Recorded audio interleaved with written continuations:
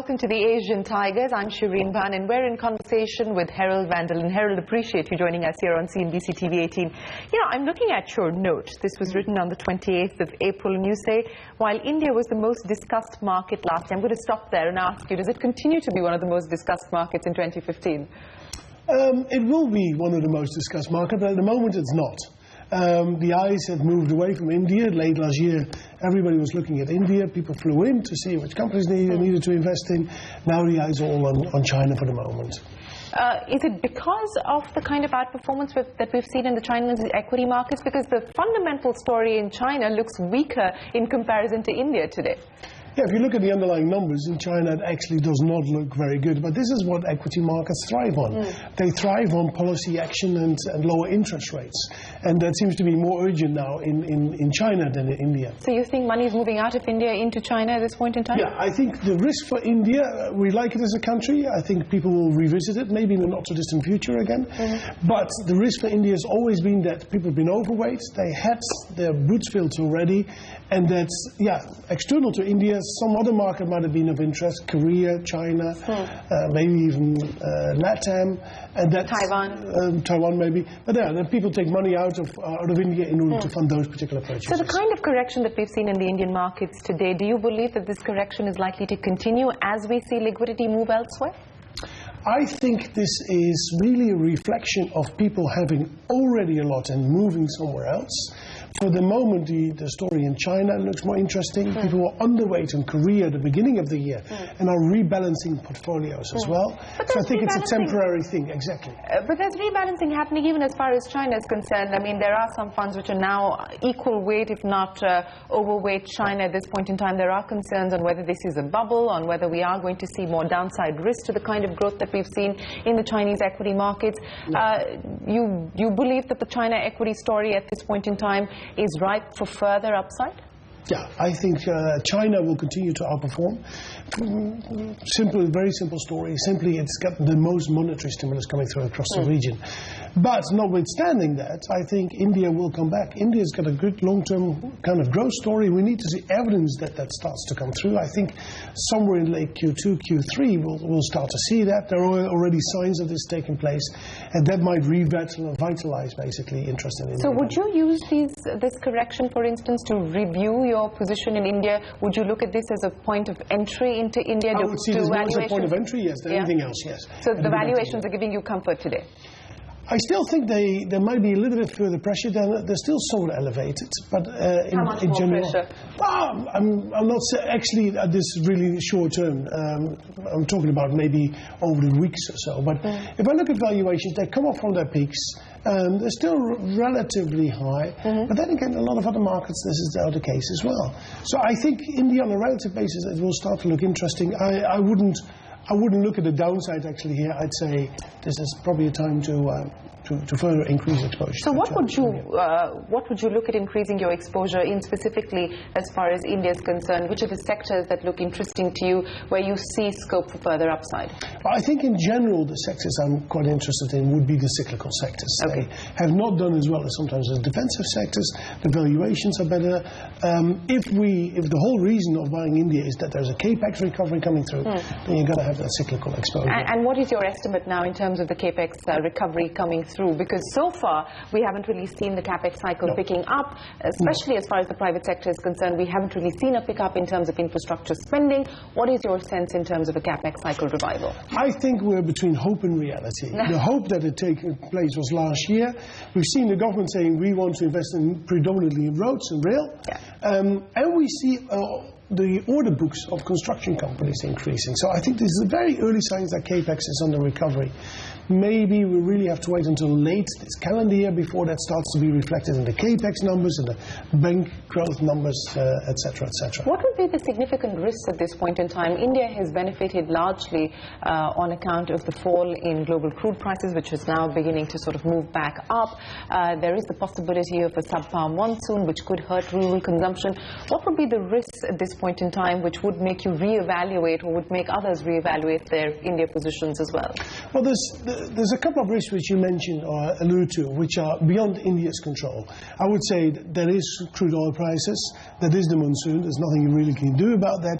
And also I would say the risk that other markets become quite interesting and people continue to use India as a funding market. Maybe think about Brazil or maybe some of the other markets, which suddenly could spark people's interest. Well, why would India be less preferred as a market in comparison to Brazil or some of the other emerging markets that you talked about? Because if you look at GDP performance, India is perhaps at the top of the peak at this point in time, or top of the pack at this point in time. Consensus at least 7.5% plus kind of GDP growth numbers. You know, we're not overvalued, or perhaps not as overvalued as some of the other markets today. Why do you think investors would prefer other emerging markets to India today? Because you assume that growth, GDP growth, is the key driver of markets, and I don't think that's the case. Okay. The key driver is really interest rates and valuations. Now, if valuations are low and interest rates come down, that's extremely powerful, and we might see that. I'm not saying that, but we might see that in some of the other markets. But notwithstanding that, just to come back on that, if you buy and you go back to India, it's for that cyclical recovery. So you have to be in some of these cyclicals. You talked about how interest rates could be a great determinant in deciding what happens as far as the Indian equity markets are concerned. What's your best case estimate as far as how much more the Reserve Bank is going to cut? We've seen China cutting for the third time in about 6 months. We haven't really seen the central bank in India being as aggressive. Do you anticipate a cut in the June policy in India? Yes, we believe there will be another cut, and we also think that that's probably about it for India. So another 25 basis points or another 50 basis points? I think we're pending 25 basis points. For this calendar year or the financial year? That's it for the year, yes. For the year? Yeah, they're going to keep it as it is. That's at least the view for the moment. And if you compare that, for example, with China, where we see reserve requirements coming down, maybe another 2 or 3 rate cuts coming through, so there's much more coming through in China. But that's, to a certain extent, anticipated in China now as well. Why do you think only a 25 basis points cut is what we could expect from the Reserve Bank because of inflation and the external factors like crude, or do you believe that that there could perhaps be a little bit of wiggle room for the Reserve Bank to do more than that? I think the key actually for India with that regard is simply its output gap. That as growth recovers a little bit, that India very often hits the limit of growth very quickly. It's got to do with some of the bottlenecks in that particular economy. And if you hit that, inflation suddenly comes back again.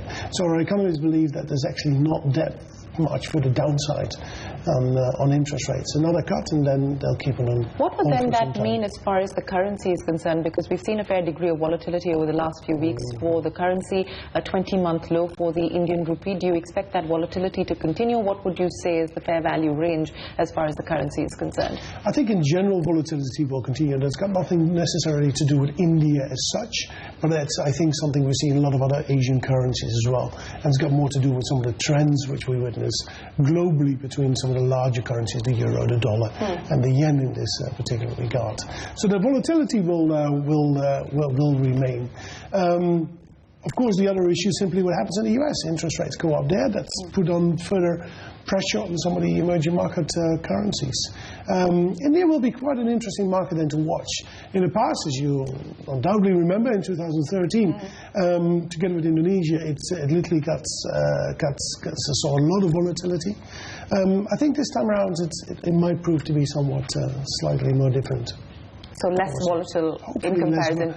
Hopefully less volatility, in particular if we see that CAPEX recovery starting to come through. You were talking about global factors that could impact India and other emerging markets, and of course what the Fed decides to do and when the Fed decides to act is a big factor. Are you expecting a decision to hike before December, or do you believe that December is perhaps the earliest that we will see the Fed move? No, we expect actually September. Okay. So there will be a rate increase much earlier. There's a couple of things which really have helped emerging markets in Asia, and India is no exception to that, out over the last, I would say, 6 months or so. Interest rates were not going to be raised as quickly as what we initially anticipated. At the beginning of the year, people thought maybe it was going to be June, and then it's almost June now, and nothing happened, and June seems to be a little somewhat unlikely at the moment. So you're basing September on... We're basing September on the fact that actually the numbers coming through in the US. Jobs data, for instance. Exactly, and also we had some bad weather effects in the first part of the year. Those will wash out. So the numbers in the US could improve, and that could therefore lead to a September rate hike. Also, Yellen is now talking about some of the asset prices he sees in the equity market. So clearly that's a concern they have in the market. And therefore we believe as a house that it will happen in September. And the fear of emerging market outflows when the Fed does decide to hike, exaggerated to your mind, or do you believe at least emerging markets like India are perhaps a little more secure? I hope that we can say India is a little bit more secure, and I hope it is exaggerated. We've all been talking about it for years. But you don't believe so at this point in time? No, I'm still worried a little bit about this. And I'll tell you why. If you look at, I think this has got more to do actually with bond markets. If you look at how people are positioned in general, they're positioned for a flattening in bond yields. So we saw last week in Germany that suddenly some of these trends can suddenly reverse quite quickly. Now that's happened in Germany last week. But these things can suddenly unintended consequences. Actually, we have a global strategist, a global credit strategist, who says it quite nicely within HSBC. He says we've been in years of unconventional monetary policy environment, and now we get out of it, we shouldn't expect a conventional outcome. So if we look at it from a conventional point of view, you can say, well, markets are well prepared for it. We've talked about it. It's only 25 basis points. Exactly. But it could be that unintended consequence, which is difficult to quantify and to understand at this particular point in time, that's going to hit us. You know, speaking specifically as far as liquidity measures are concerned in accommodative monetary policy, we just talked about China. There's been a lot of talk on whether we are likely to see a US or a Europe-style QE in China. Do you believe that that is what we should expect in terms of intervention? Well, the way I look at QEs is that it's an option in monetary policy when you've really brought your interest rates to zero. So if people say that's going to happen, it means that they're going to cut the interest rates to zeros. And that means they get plenty of time to do that first. So I wouldn't say that's going to happen until we've actually come to that particular stage in zero interest rates in China. How much more do you expect in terms of cuts? I think we're still looking for another 2 cuts of 50 points in the remainder of the year. But quite substantial easing coming through in China. The numbers are not looking too good, and clearly the indications from the government are we need to address this. And actually, you could argue that they haven't done as much yet, because inflation has come down, interest rates come down, but it means that real interest rates, the real borrowing costs for corporates haven't actually come down that much yet. So they need to do much more. So is the equity market rally in China largely on account of the kind of easing that we've seen by the central bank? I think it's one of the factors. It is also that in other asset classes in China, the outlook is maybe not as interesting. Think about property. It starts maybe to recover, but it's been under pressure for some time now. The government has tried to limit people to participate on the credit side. So there's other asset classes which don't maybe look as interesting, and therefore people switch into equities for the moment.